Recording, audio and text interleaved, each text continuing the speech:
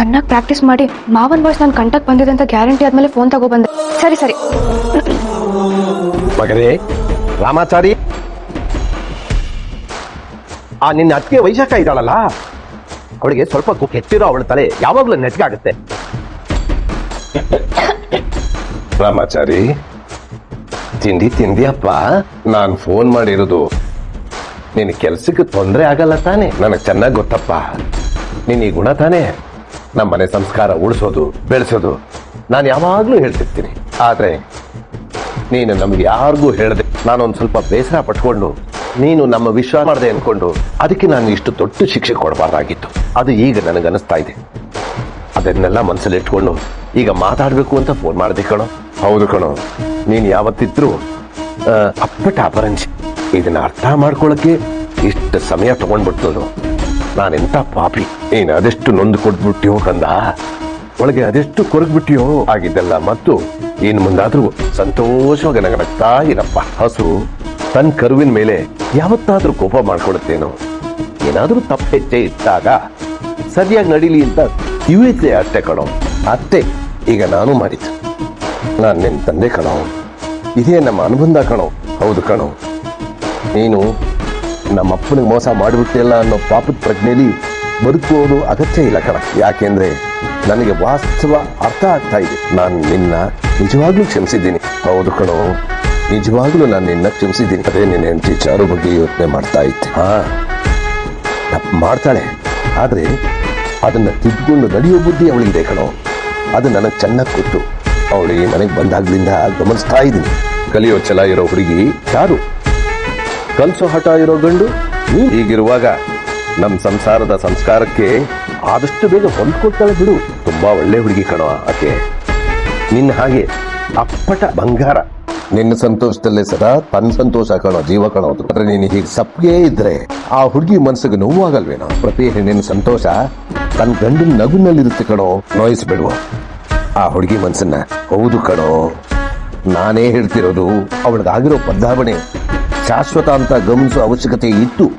ಆದ್ರೆ ಆಕೆ ಗೆದ್ದಿದ್ದಾಳೆ. ಕಷ್ಟಪಟ್ಟು ಒಂದೊಂದು ಕೆಲಸನೂ ಕಲ್ತು ನಮ್ಮ ಮನೆಗೆ ತಕ್ಕ ಸೊಸೆ ಆಗೋ ಪ್ರಯತ್ನದಲ್ಲಿದ್ದಾಳೆ. ನೀನು ಅಷ್ಟೇ.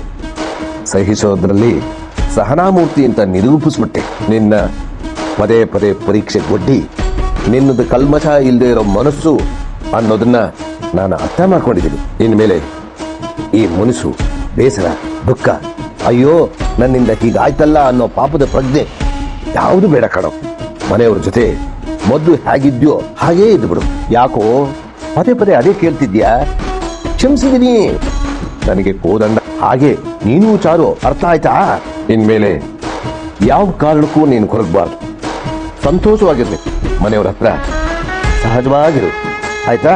ಆ ಪಾಪದ ಪ್ರಜ್ಞೆ ಮುಳ್ಳನ್ನ ಬುಡುಕ್ ಸಮೇತ ಕಿತ್ತಾಕು. ನನ್ನಿಂದ ನೋಡಕ್ಕಾಗಲ್ಲ ಕಣ. ನಿನ್ನ ಎದಿಲಿ ನೆಮ್ಮದಿ ನೆಲೆಯಾಗಿ ನೀನು ಸದಾ ನಗುವಿನ ಸರ್ದಾರ ಆಗಿರ್ಬೇಕು. ಅದು ಬೆಳಗ್ಗೆ ಪ್ರಾತಃ ಕಾಲದಲ್ಲಿ ತಣ್ಣೀರು ಸ್ನಾನ ಮಾಡ್ಬಿಟ್ಟು ಸ್ವಲ್ಪ ನೆಗಟಿಯಾಗಿ ಬೇಡ. ನನ್ನ ಸೊಸೆ ಕೈಲಿ ಒಂದು ಶುಂಠಿ ಕಷಾಯ ಮಾಡಿಸ್ಕೊಂಡು ಕುಡಿದ್ರೆ ಎಲ್ಲ ಸರಿ ಹೋಗುತ್ತೆ. ನೀನು ಆರಾಮಾಗಿ ಕೆಲಸ ಮುಗಿಸ್ಕೊಂಡು ಮನೆಗೆ. ಸರಿ ಸರಿ, ಮೊದ್ಲು ಹೋಗಿ ಮೊಬೈಲ್ ಮಾವನ ಹತ್ರ ಇಟ್ಟೊಂದು ಗಡಿಬಿಡಿಯಲ್ಲಿ ಹೋಗ್ತಿದ್ದಾಳೆ ಅಂದ್ರೆ ಮಾವನಿಗೆ ತೊಂದರೆ ಕೊಡೋಕೆ ಹೋಗ್ತಿರ್ತಾಳೆ. ಇಲ್ಲ, ಇವಳು ಹೋಗಕ್ ಬಿಡಬಾರ್ದು.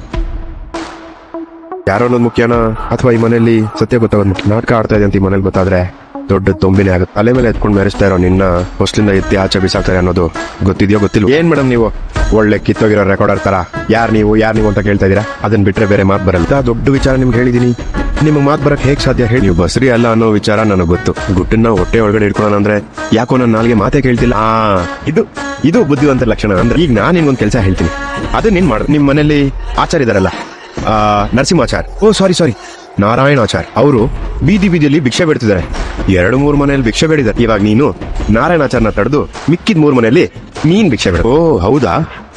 ಹೋಗ್ಲಿ ಪಾಪ, ಗುಟ್ಟನ್ನ ರಟ್ ಮಾಡೋದ್ ಬೇಡ. ಕಂಡವ್ರ ವಿಷಯ ನಮ್ಗೆ ಯಾಕೆ ಅಂತ ಸುಮ್ನೆ ನೀನ್ ಇಷ್ಟೆಲ್ಲ ಗಾಂಚಲಿ ಮಾಡೋದ್ಮೇಲೆ ನಾನ್ ಸುಮ್ನೆ ಇರಕ್ಕಾಗತ್ತೆ. ನೋಡು, ನಿನಗಿರೋದು 2 ಆಪ್ಷನ್. ಒಂದು ಭಿಕ್ಷೆ ಬೇಡೋದು, ಇಲ್ಲ ಎಲ್ಲರ ಮುಂದೆ ಸತ್ಯ ಹೇಳೋದು. ಏನ್ ಮಾಡ್ಲಿ? ಇವಾಗ ನೀನು ಬಸ್ರಿ ಅಲ್ಲ ಅನ್ನೋ ವಿಷಯನ ಎಲ್ಲರ ಮುಂದೆ ಹೋಗಿ ಹೇಳ್ಬಿಡ್ಲ. 2-3 ನಿಮಿಷದ ಕೆಲಸ ಅಷ್ಟೇ. Yes or no? ಅಯ್ಯೋ, ನಿನಗೆ ಎಷ್ಟು ಹೇಳಿದ್ರು ಅರ್ಥನೇ ಆಗಲ್ವಾ? ನಾನು ಯಾರು ಅನ್ನೋದು ಮುಖ್ಯನಾ ಅಥವಾ ನೀನ್ ಬಸ್ರಿ ಅಲ್ಲ ಅನ್ನೋ ಮ್ಯಾಟರ್ನ ಲೀಕ್ ಮಾಡೋದು ಮುಖ್ಯ? ನೋಡು, ಇಮಿಡಿಯೇಟ್ ಆಗಿ ಹೊರಡು.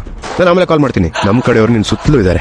ನಿನ್ ಪ್ರತಿ ಹೆಜ್ಜೆನೂ ನೀನ್ ಏನಾದ್ರೂ ಡೌ ಮಾಡಕ್ಕೆಲ್ಲ ಹೋದ್ರೆ ತಗ್ಲಾಕೊಂಡ್ಬಿಡ್ತೀಯ. ಸರಿ ಹೋಗು, ಭಿಕ್ಷೆ ಬೇಡ್ತೀಯ ತಾನೆ?